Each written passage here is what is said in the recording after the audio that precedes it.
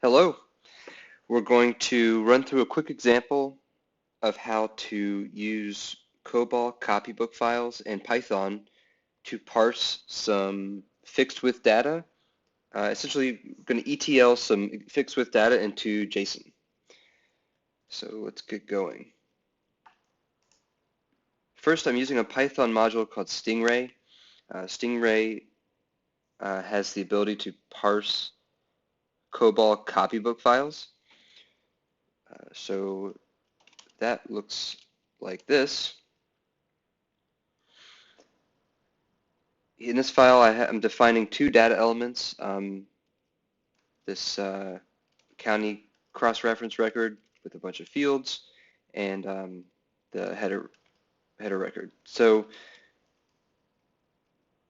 we have a bunch of data that, of course, looks like this, right? And we want to get it into some format that makes sense to the rest of the world. So wrote a really simple Python program to take a copybook file, a data file, and then here's a limit parameter to limit the result size. And the code's really simple. I'm not going to run through all of this. It's up on GitHub, github.com/morecobol. But it essentially parses the copybook file and uses that as a schema to know how to match up the data with the fields defined in the copybook file. So let's run it and see how it goes.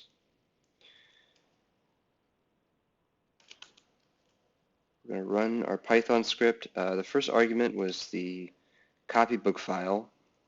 We're going to give it the data file as the second argument. And let's say we want 10 rows.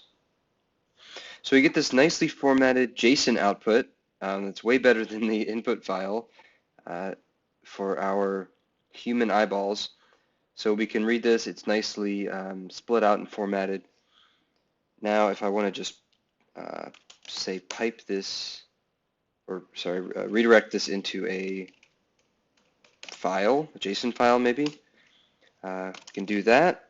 Open this up in our editor. We have this bona fide JSON array with this data, and we can do whatever we want with it. We can load it into a node.js program. We can load it into our database or into some other ETL tool that can understand it.